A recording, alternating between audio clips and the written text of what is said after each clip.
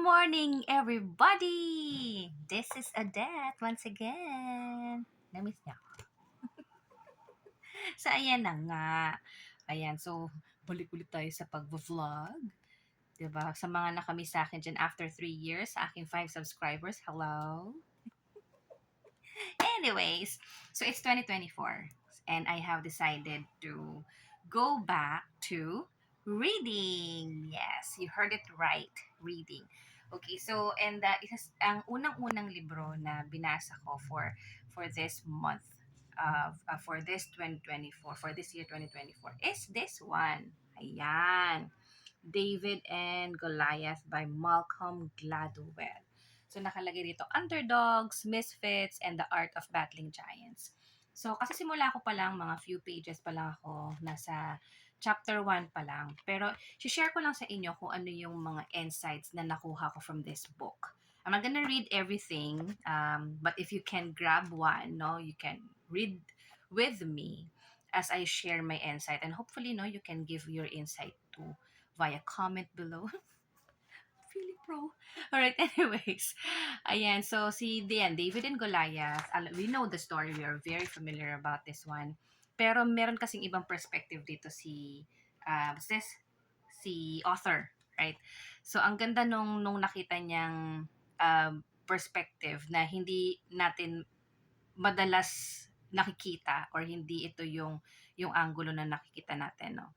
So we know the story, 'di ba? Siyempre Goliath is a very big man, giant nga siya, 'di ba? And then halos to the point na nalusaw na ang mga puso ng Israelita, hindi alam kung paano lalabanan to si Goliath. And Goliath himself was really a good warrior. Alam niya sa sarili niya na magaling ako, 'di ba? Na matagal na akong lumalaban, kaya nga nung lumapit sa kanya si David, anong sabi niya? Ininsulto niya pa. Sabi niya, "Wala na ba kayong ibang maibigay sa akin kundi bibigay niyo ako dito sa maliit na aso na 'to?" 'Di ba? So gano'n kababa yung tingin ni Goliath kay David. But David had a different outlook. Okay?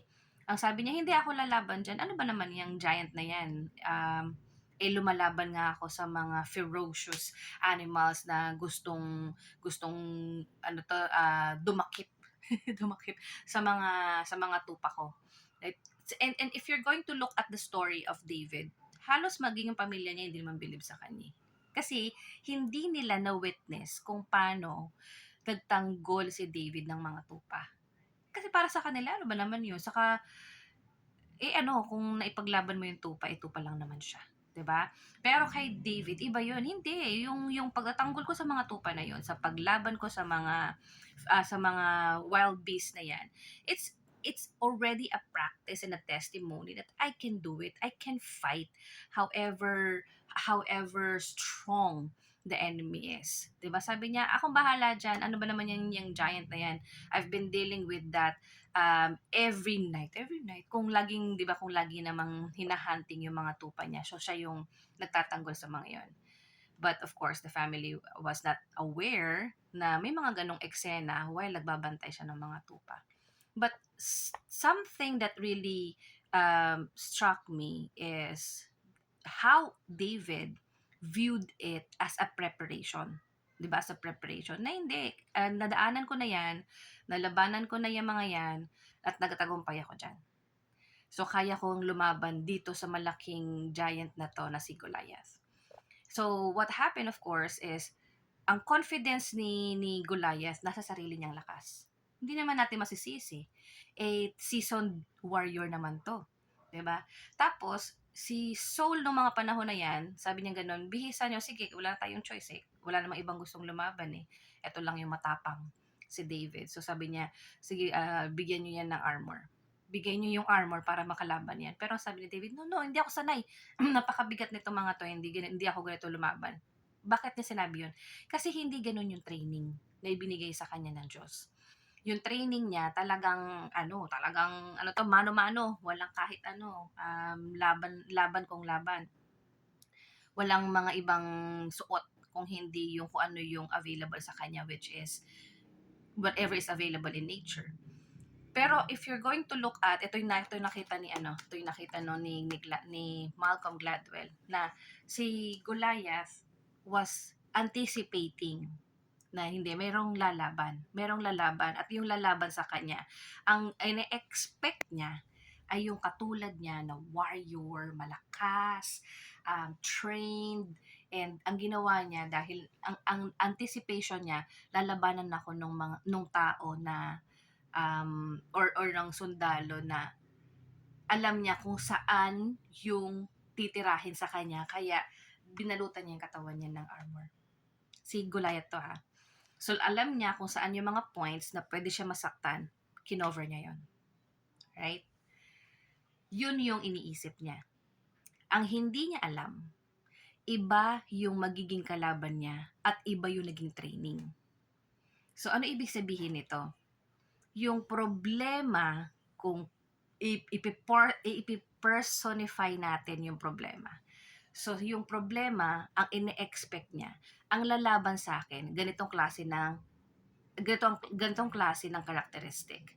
At dahil ganito yung karakteristik niya, ganito ang naa-anticipate ko na atake niya. Ang problema, hindi niya napagpreparahan ay yung ibang training na ginawa ng Lord kay David. Okay? Kaya ganun na lang din yung confidence ni David na hindi. Alam ko to, kaya ko to. Dahil nagawa ko na to. Maaring ibang itsura, pero pareho ng lakas. Okay? Pareho ng lakas. Maaring ibang eksena, pero pareho ng intensyon, which is manira, manakit. Okay? Pero sabi niya, kaya ko to. Sabi niya, hindi sa pamamagitan ng javelin, hindi sa pamamagitan ng kahit anong tools, kung hindi sa pamamagitan ng lakas na binigay sa kanya ng Panginoon at sa Panginoon mismo. David's confidence is not on himself, but on the power and the strength of God. Pero, hindi niya rin naman dinidiscount yung fact na dinaanan ko na to, trinain na ako ng Lord dito, alam ko na to kung paano to hahawakan. So, what does that tells us? Na ano man yung sitwasyon natin, how hard it may be for us, okay? Lahat ng mga pinagdadaanan natin mahirap sa buhay, may paggagamitan yan. At medyo mahirap yan i-process kung nasa middle ka ng challenge ngayon. Pero eventually maintindihan mo na yan, na yung mga mahihirap na bagay na dapat mong daanan ay dadaanan mo. Because at the end of the day, or in the middle of the road of your life, you will encounter your own Goliath. And the Lord will always want to see you victorious. And how is He going to prep you to be victorious? By, syempre no, ilagay ka sa mga sitwasyon na mapipilitan kang lumaban. Minsan pilit na lang Lord, bakit ganito? Ba't ko ba dinadaanan to? Diba? Dahil mo ng comparison, dahil mo naisip, Lord, ganito naman ako, mabait naman ako, ba't dinadaanan ko to? Pero kung maintindihan natin yung preparation na ginawa ng Lord kay David, then maintindihan natin the reason why we are encountering those problem in the past, because we are going to face our own giants.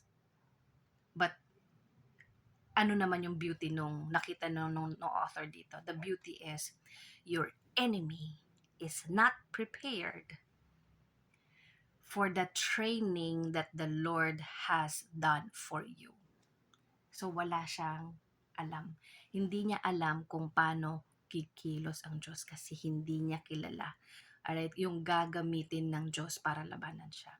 So whatever problem you have this confidence. God has your back and you are trained well for victory. Okay, so yun pa lang yung nakukuha ko sa libro na to, and hopefully I'll give you more insight as I read through this book, and ang target ko is matapos ito within the month. So please read with me or visit my videos every now and then to know my insight and my sharing about the book. Alright? So yun na muna for now. Maraming salamat sa pakikinig at sa panunood. Hanggang sa muli. See you again on our next video. Bye!